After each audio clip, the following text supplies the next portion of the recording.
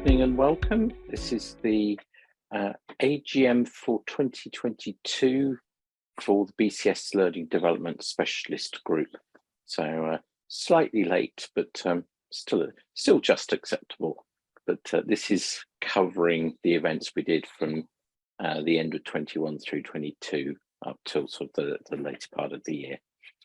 We've got a number of people on the committee present tonight. So Gary Thornton, who's the secretary, Michelle Kay, who looks after our events, Ken Gaines, who's on the committee, looking after all sorts of education stuff. And I think we've had apologies from our treasurer, Mark Palmer. And any other apologies, Gary? Non-notified. Non-notified. So great. Thank you everyone for joining, and I hope you find this an informative event. And we're certainly looking for your input for things that we could be doing through the coming year. So if we go to the next slide. It's unusual for me to be not driving the slide. So this is what we're going to cover. We've done the welcome, the apologies for absence and acceptance of 2021 minutes, officers' reports, event reports, which is the events we've run, and then we're looking for ideas for events for 2023, nomination of committee members, and then just a brief any other business. So I'm going to done that bit.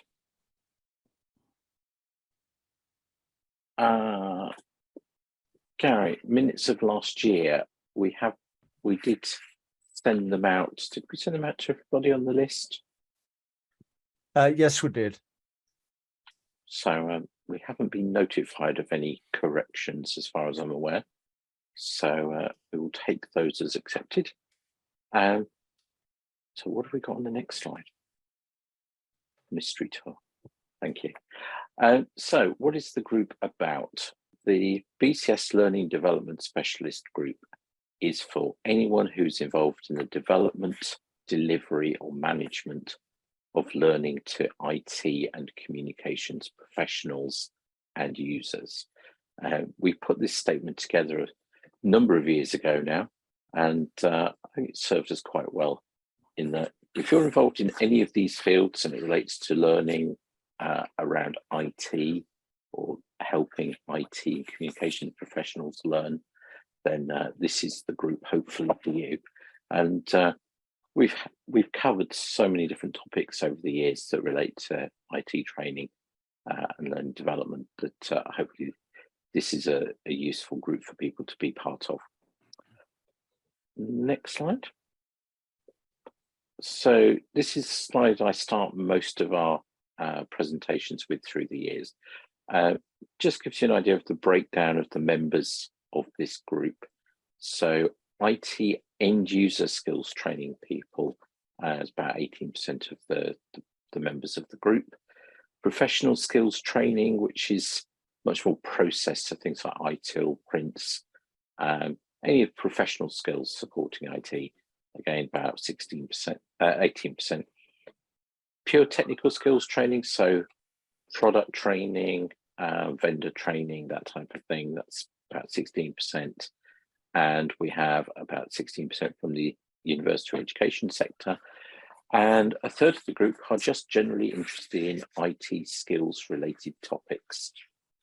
So that could be any of the range of topics that we talk about. So everything from digital credentialing and badges right through certification to a whole range of different things. So that's the makeup of the group. Next slide. I have to put a plug in for our book. So we worked with CEDMA Europe, which is the Computer Education Management Association, which is training directors and VPs of hardware and software vendors. We jointly published a book with them called Technical Training Management. If you're involved in really any aspect of IT learning and development, you'll find this a very useful book. It covers everything from how to run a commercial training business through to how to create curriculum, how to plan curriculum, how to teach, and then a whole range of technologies are covered as well. So still available from the BCS bookshop as hard copy or EPUB. Next slide. Okay, Treasurer's report. Unfortunately, Mark's not with us tonight. So, shall I cover this one, Gary? Either you or me, Kevin. Do you want to go for this one? Yeah, it's pretty much the same as previous years, except it's reducing. We have an allocation £905 in the year. We didn't spend it all. We've got the same this year. So £905 to go up. Anything else that we want to run, if we have special events or face-to-faces, or we're organising conferences or anything like that, we need to apply with SFA. So it's fairly standard BCS. If we need supplementary funds, then we need to get the information into BCS at least 2 months before the date. So there's nothing extraordinary about that. We've got £905 for the year. This really says everything again that I've just said. One point to note, though, is that it's likely to be reduced next year because we underspent last year. So it might be a bit of a tip there to make sure that we spend the budget. And largely our spending is when we do a face-to-face event. So we generally try and do one annual event with SEDMA every year, which is face-to-face. But other than that, nearly all our events are virtual. Yeah. Or if we are successful, and getting enough interest to run a conference at BCS London or something like that. So we'll see how we go with it. Right. Okay. Next up is me. So Secretary's report. There's very little to report here. We follow the rules. I mean, there's a lot of information on the slide there about governance of the BCS membership group, but the key point is at the bottom that we fully comply with the member group policies. I don't think it's really worth reading through everything. Okay. Committee meetings, agendas and minutes. Since the last AGM, the committee met 8 times online, up to and including November last year, which is the period that we're covering. I circulate the agenda prior to every committee meeting and the minutes of the previous meeting to the committee. The meetings always focus on the same things, really. It's really the event planning, which is the main events or the main activities that we carry out. Lessons learned from previous events and budget management of our princely £905. So that's that. We used to publish the minutes on the BCS website, but that seems to have stopped now. It's not us that stopped that, but that seems to have stopped now. So a question really for Michelle at this point, I guess. Do we have the minutes up on the SharePoint, Michelle, and is that accessible to general members? The minutes should be on the SharePoint, and no, it's not accessible to members, but we can restart adding it to the website so that it's available through there. Right. Okay. So I'll move on from that then. And membership report. You see the membership over the years there. It looks like we've lost quite a few members over the last 3 years, but actually what's happened is that BCS rationalised their databases. And I think prior to 2020, we were double counting quite a number of people. So we have at this point 1,035 members, and it's fairly steady. It's slowly rebuilding after the rationalisation of the database month on month, we tend to be going up by, 3, 4, 5 people a month, something like that. So we're fairly static, but slowly rebuilding.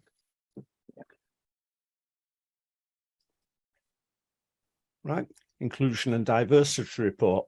And this is Anne. Anne's joined us tonight. She's in the background. But oops. But this is the inclusion and diversity report. We believe that the SG demonstrates good practice in this area. We've got international members, we've got members from different countries, we've got a range of different ethnic groups in the membership. We have, we're about 75% male and 25% female, which sort of reflects the industry and it reflects the BCS membership. We ensured as far as possible that any needs are taken into account at meetings or conferences, such as dietary or access. And that's it really for that. And now over to Ken. Thanks, Gary. So the early careers was requested by BCS HQ that all SGs have this within their groups. The idea being that it was to support and find ways to support people who were stepping into their first career within the digital and IT tech world. That didn't mean young people necessarily, although it would be supporting apprentices or people leaving school and coming in to the industry, but it was also about supporting people who were older coming into the industry or swapping into a new job. So somebody moving from, say, being a network engineer into a project manager or something of that nature. The point of it was meant to be about collating best practice and circulating that around the BCS special interest groups. But very little communication has come out of HQ until recently. We were sent an email about joining the community support committee team, where I asked the question around what was actually happening. Now, apparently they're saying the early career people are part of the governance team. They are volunteers like us, although allegedly there were 2 people employed directly to oversee this. And they have been active. They've been talking at external events, but we haven't really had anything back from them. So we keep pursuing that because the Learning and Development Group do strongly believe in supporting people, whatever their career aspirations are, helping them find the best learning, helping them find the most appropriate route into whatever it is they want to do, be that stepping sideways, upwards, or coming into the industry for the first time.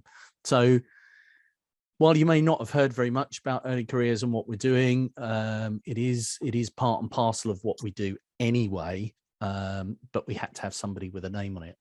I do also, and have done in the past, dealt with some of the other things in education around apprenticeships and things of that nature. And again, that's all part of the learning and development that we're involved in regularly. And we'll keep pushing back to HQ to get more communication about what the early careers people are doing, what events they're talking at, so that we can actually share some of the things that are going on. Thank you.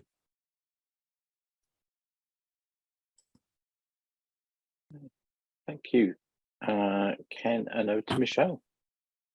Hello. Right. In 2021 and 22, we were able to run a number of online events. Most of them were online, which meant that they were open and available to everybody. So starting in November 2021, software training needs to be more focused, and why. Then we moved over to January, which was, sorry, developing IT professionals, continuing with our CPD mini sessions, mini series of events. February, as you can see, we covered the digital divide, and that was actually a shared online session with the digital divide specialist group. We then moved to 2 sessions in May. The dates didn't quite align for our April event, so we did actually have 2: the net zero at the beginning of May, and then certification and credentialing in 2022 and beyond was the middle of the month. We then went on to IT skills frameworks. How do they fit all together in July? And actually we did the Coders Guild Journey into Vocational Technical Training, which was one of our key ones. The certification and credentialing in 2022 in May actually was an in-person and online event, which was one of our most popular to date. All of these events were recorded and are available on the BCS YouTube channel member groups, and we have our own playlist there, which includes not only all of these events, but all the ones that we've done to date, going back, I think, into 2020. At least the beginning of 2020. There's a few slightly earlier ones, but yep, going back quite a long way now. Is that it, Gary, for my slides, or have I got more? So we always are looking for new events that we can run, and what we've actually done is we've designed them certainly for last year, and we'll continue looking at them this year to support the 4 BCS priorities, which is our digital lives should be in the hands of competent, ethical and accountable professionals, greater diversity and inclusion in the IT profession to benefit society. The digital divide is a modern measure of inequality. It can be closed by access to skills as well as technology. The world will achieve net zero more rapidly with support of digital and data technologies. We feel that all of the events that we ran in the last calendar year did fit into one of these priorities, and as I said, we will continue to look for events that we can run both in person and more online to be as inclusive as possible going forward. Any more slides? We are always looking for new ideas. If you do have any, please do let us know. We are here to help and support you. So we are, as I said, always very interested to find out what it is that you'd like to know. Thank you.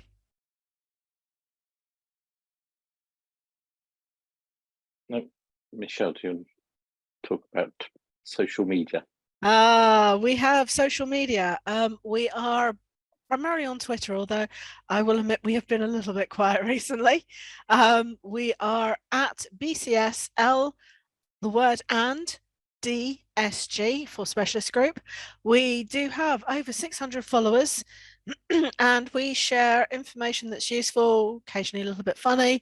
And other than today, we usually live tweet all of our events to keep to share the information as we go along. Oh, thank you. Gary, I think, are you doing the committee membership? Yep, we'll do, Kevin. So we've got the 3 statutory officers, that's you, Mark and myself. We're all prepared to continue in the officer's role if unless there's anybody else who wants to take over, I guess. But for what it's worth, we're all prepared, and unless we have any revolutions, then we'll continue for the next year.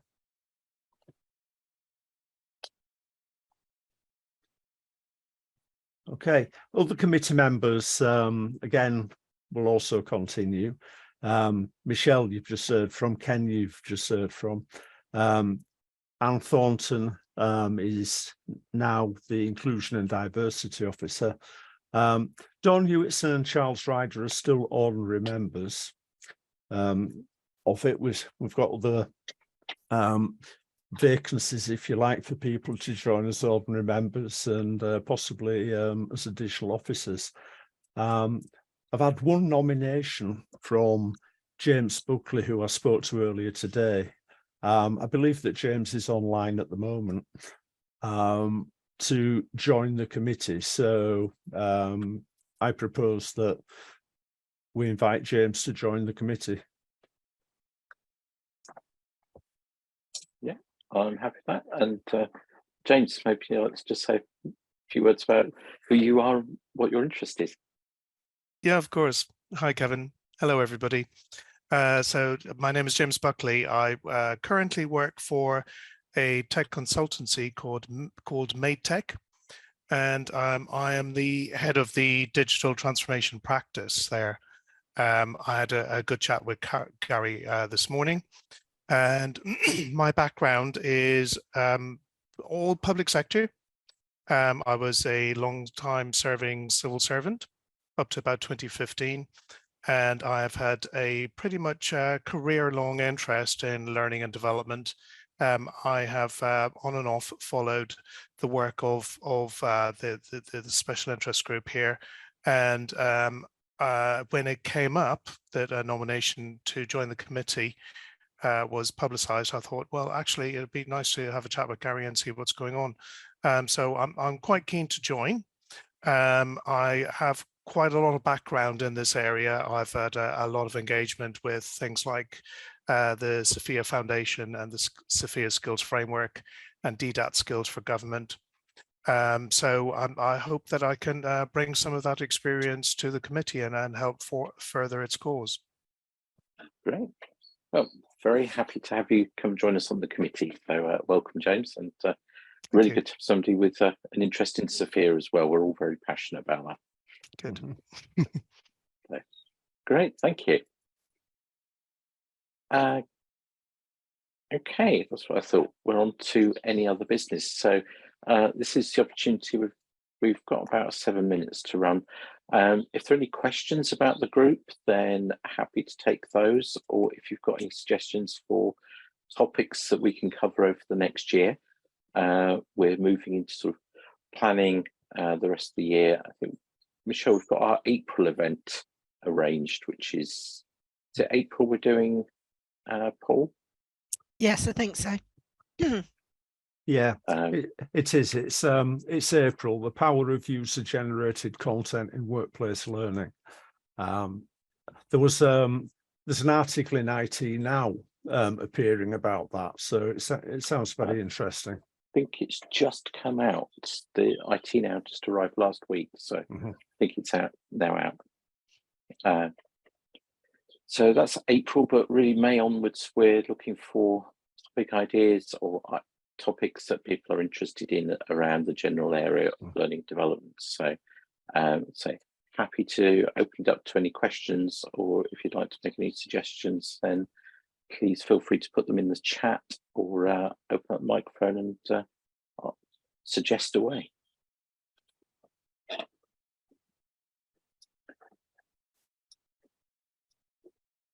Okay. Please feel free to put comments in the chat if you'd prefer to stay muted.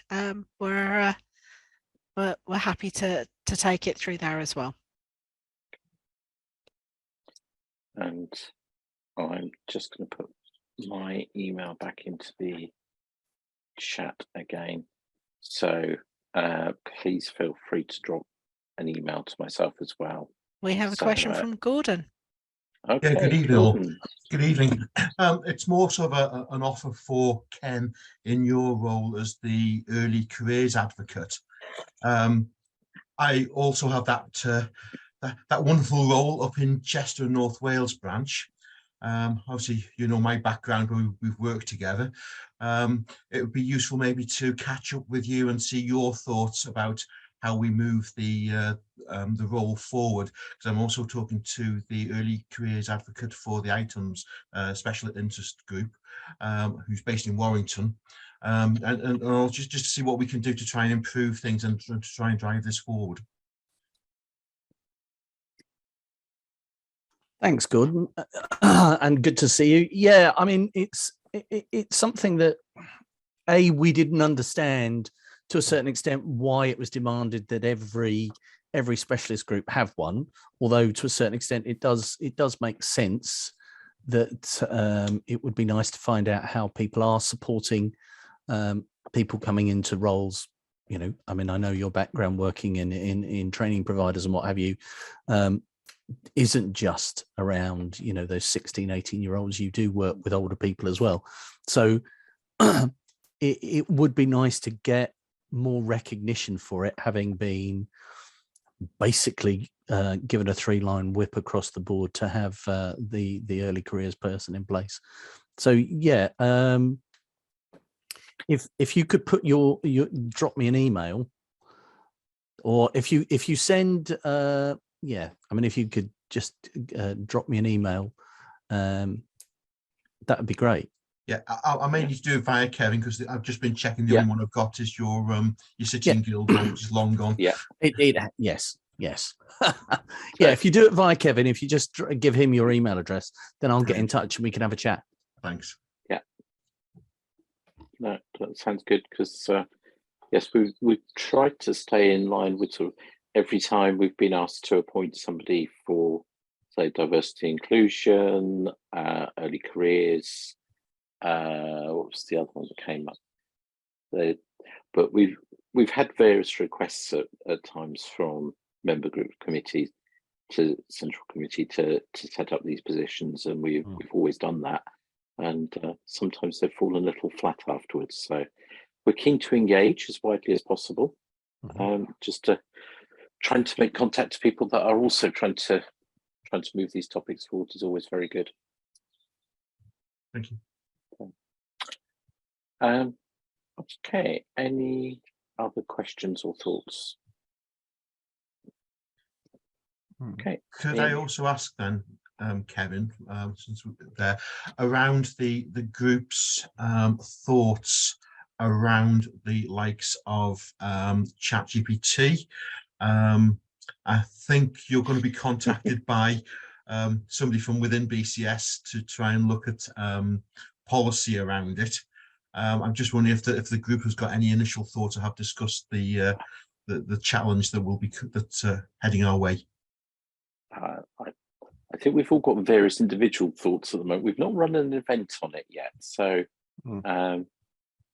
that may be a good event for us to have. In which case, and I shall plug North Wales is, because I think we've got one next month. I was saying, I thought there was a group, a branch had one, so yeah, it's probably yours that's coming up. But potentially as a specialist group, really looking at this, there's a lot of particularly training relevant aspects of this. So yeah, we'll take that as a suggestion for a future topic area, but we should certainly take a look at it. Thank you. Yeah, it's an artificial intelligence group, Kevin. Perhaps we could establish contact with them. Yeah, but it's got a very specific impact on the education and training world, so definitely something we should take a look at. Okay, in which case I'd like to say thank you to everyone for joining. That's our AGM. This will sort of be posted as a recording as usual on the YouTube member site. I also file a chairman's report, sort of just summarising the events and the activities we've run through the past year. And if you would like to come and join us on the committee, then the offer's still open. Obviously, we can vote people onto the committee at our various monthly meetings. If you'd like to get actively involved in helping us arrange events or getting more involved in sort of helping coordinate on some of the areas like early careers, and be very welcome to come and join us. But with that, I'd like to say thank you for attending. That was our AGM, and look forward to seeing you at one of our events over the next year. Thank you very much, everyone.